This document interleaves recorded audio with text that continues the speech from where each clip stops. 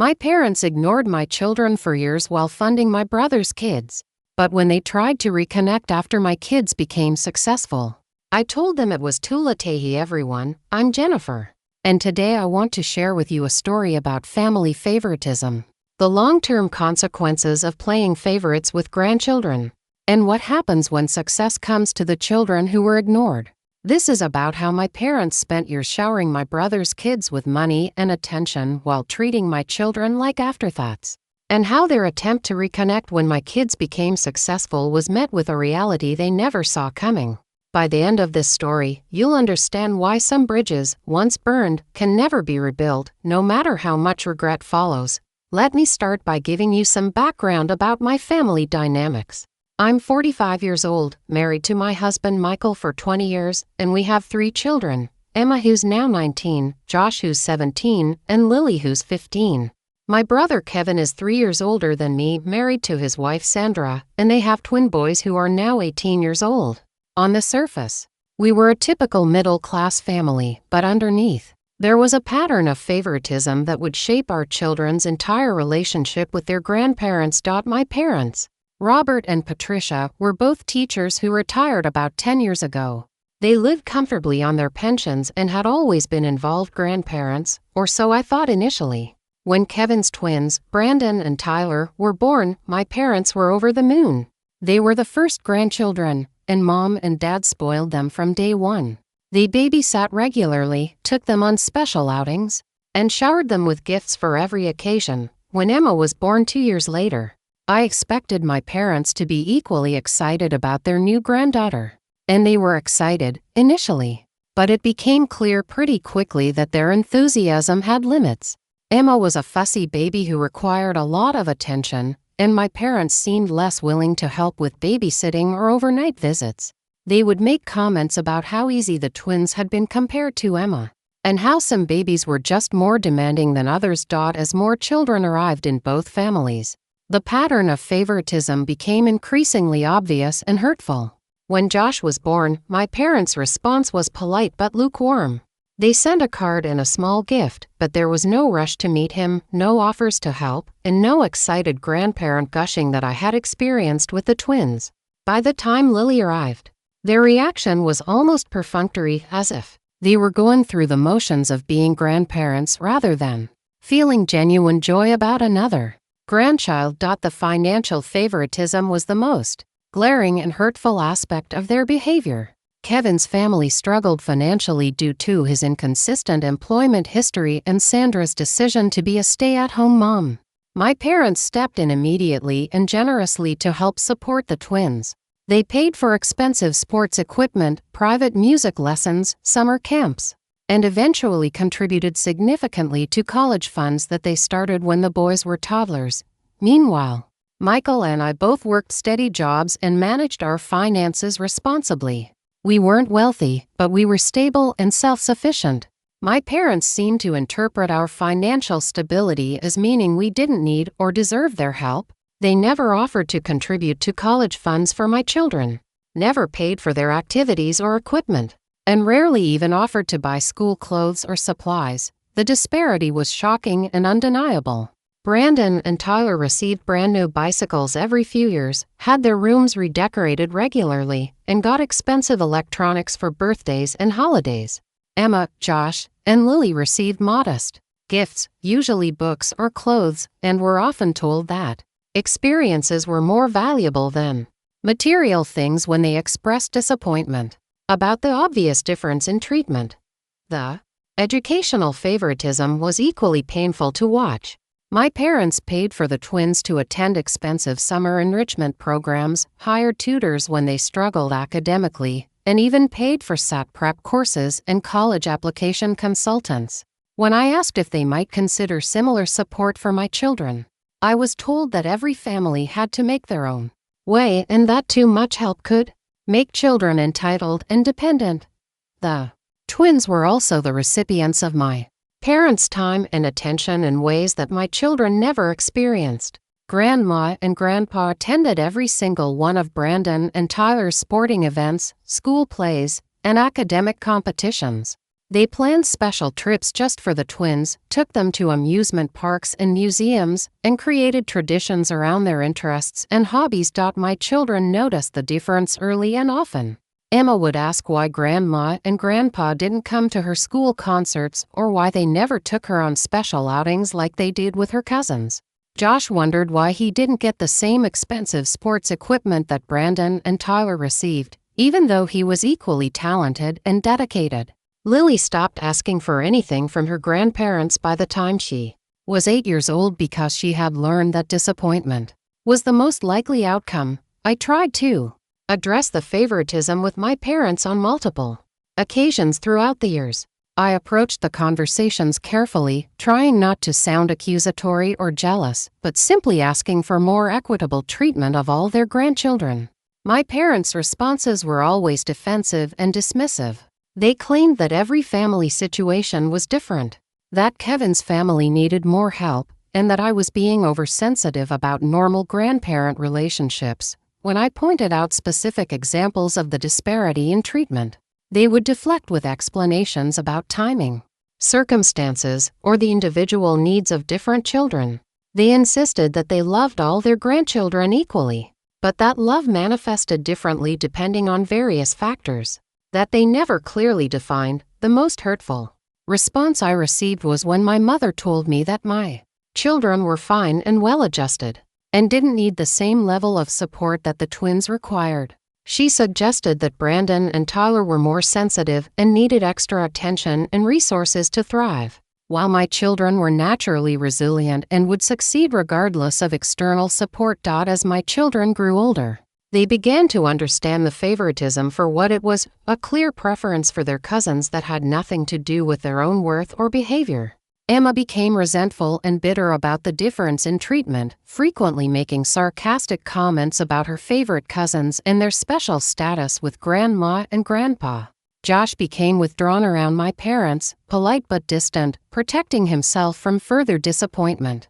Lily simply wrote them off entirely, treating them like polite strangers rather than beloved grandparents. The pattern continued through their teenage years, with college planning serving as the final, most dramatic example of the favoritism. My parents had been contributing to the twins' college funds since they were toddlers, and by the time they graduated high school, each boy had approximately $60,000 waiting for them.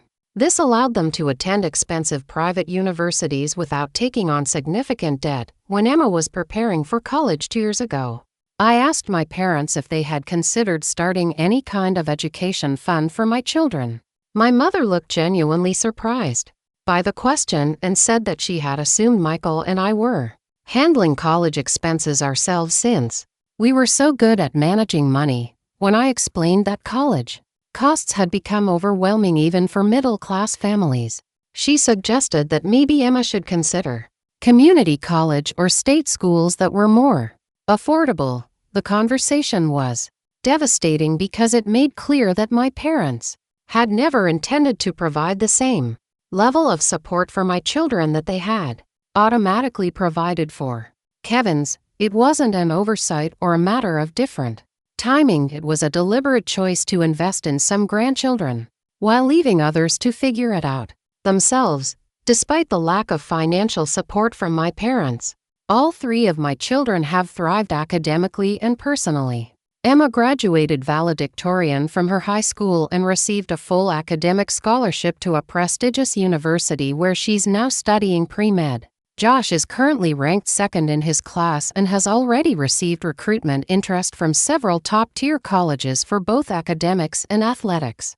Lily, despite being the youngest, has already won several national awards for her writing and has been accepted into a selective summer program for gifted students. Their success has come through their own hard work, natural talent, and the support that Michael and I have been able to provide. Emma worked part-time throughout high school to save money for college expenses. Josh has balanced demanding academics with intensive athletic training, and Lily has spent countless hours perfecting her craft with minimal external resources.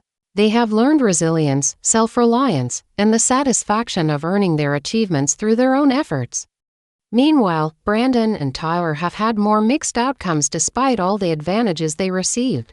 Brandon struggled academically in college despite having every possible resource and support, eventually dropping out after 2 years to find himself. Tyler graduated from his expensive university but has had difficulty finding stable employment and has moved back in with Kevin and Sandra while he figures out his next steps. The irony of the situation became apparent about 6 months ago when my parents began reaching out more frequently, suddenly showing interest in my children's achievements and future plans. They started asking about Emma's medical school applications, Josh's college recruitment process, and Lily's writing competitions. They began making comments about how proud they were of their grandchildren and how successful our family had become. The shift in their attention coincided with growing concerns about Brandon and Tyler's lack of direction and Kevin's increasing financial dependence on my parents. Brandon's college dropout had been expensive and disappointing. Tyler's job search was extending indefinitely, and Kevin had recently asked for help with mortgage payments. After a period of unemployment, my parents seemed to suddenly realize that the grandchildren they had neglected were actually the ones who were thriving and achieving success, while the grandchildren they had invested in heavily were struggling to launch independent adult lives. Their newfound interest in my children felt transparent and opportunistic rather than genuine. The breaking point came 2 months ago when my mother called to ask if she and Dad could take Emma out to dinner to celebrate her success and get to know her better now that she was becoming such an accomplished young woman. When I asked why this interest was emerging now, after years of minimal involvement in Emma's life, my mother became defensive and said that grandparents and grandchildren naturally grew closer as the children matured. I decided it was time for complete honesty about the years of favoritism and its impact on my children. I told my mother that Emma had no interest in developing a relationship with grandparents who had ignored her for most of her life and were only showing interest now that she was successful.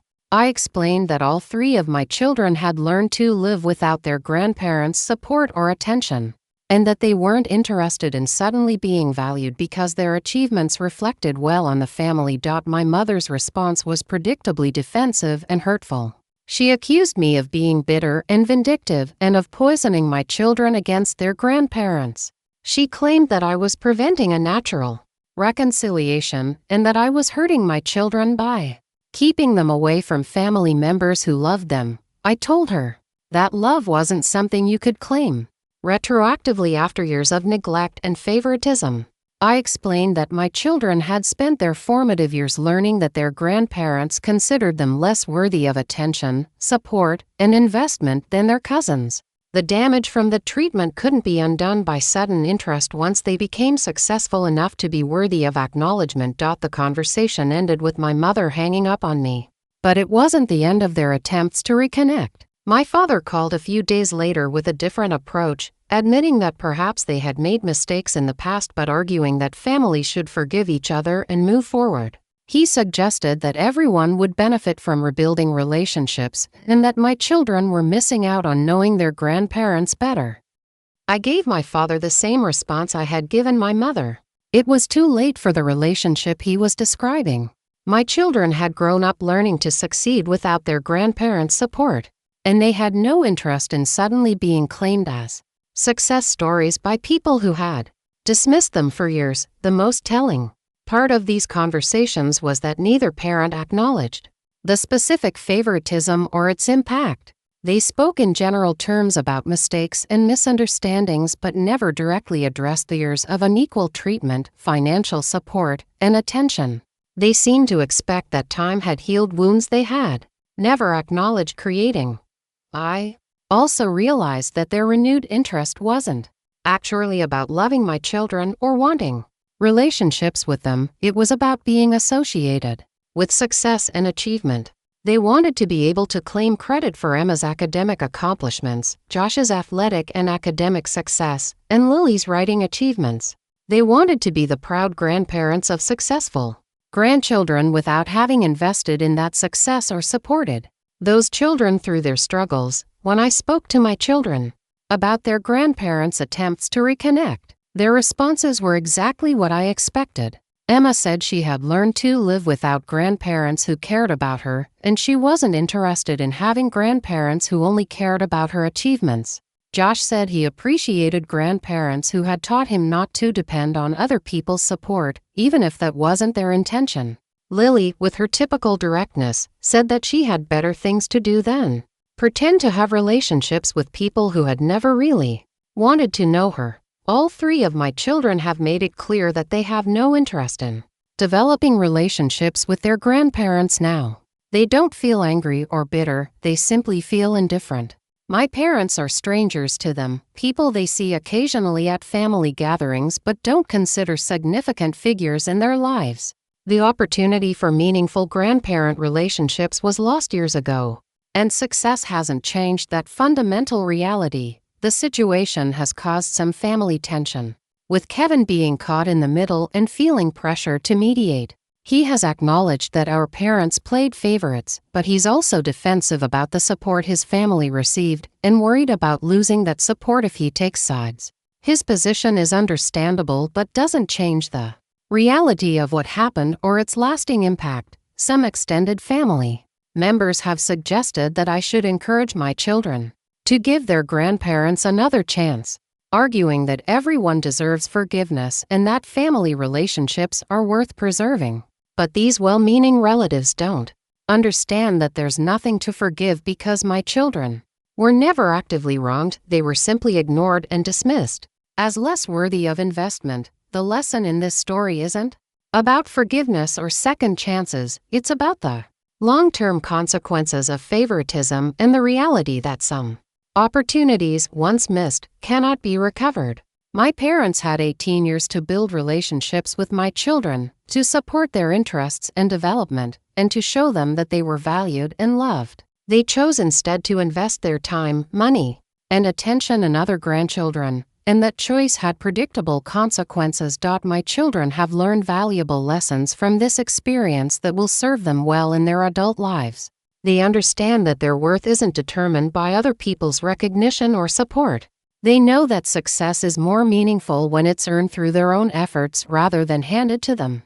And they've learned to identify and avoid relationships with people who only value them conditionally based on their achievements or usefulness. The irony is that my parents' favoritism actually benefited my children in the long run, even though it was painful at the time. Emma, Josh, and Lily are more resilient, self-reliant, and motivated than they might have been if they had received the same level of support and attention as their cousins. They've learned to create their own opportunities and to succeed without waiting for external validation or support. As for Brandon and Tyler, I feel genuinely sorry for them because they're discovering as adults that the world doesn't provide the same level of automatic support and cushioning that they received from their grandparents. They're struggling to develop independence and resilience that my children learned early out of necessity. Looking back, I wish I had been more direct with my parents about the favoritism earlier and more protective of my children's emotional well-being. I spent too many years hoping the situation would improve and making excuses for behavior that was clearly hurtful and unfair. I should have set firmer boundaries and been more honest about the impact of their choices, but I'm proud of how my children have handled the situation and how they've thrived despite the lack of grandparent support. They've become accomplished, independent, and confident young people who don't need external validation to know their worth. Their success is entirely their own, and no one can take credit for it except them. The attempted reconciliation from my parents has been a final confirmation that their initial assessment of my children was wrong. But it's too late for that recognition to matter. My children have moved on and built lives that don't include grandparents who suddenly want to claim them as success stories. Sometimes the cost of favoritism is permanent, and this is one of those times. The most important thing I've learned from this experience is that children remember how they're treated, and those memories shape their adult relationships and expectations. My parents created their own legacy with their grandchildren, 3 years of choices and behaviors. And that legacy cannot be rewritten with sudden interest or regret. They will have to live with the consequences of their favoritism, just as my children have learned to thrive despite it.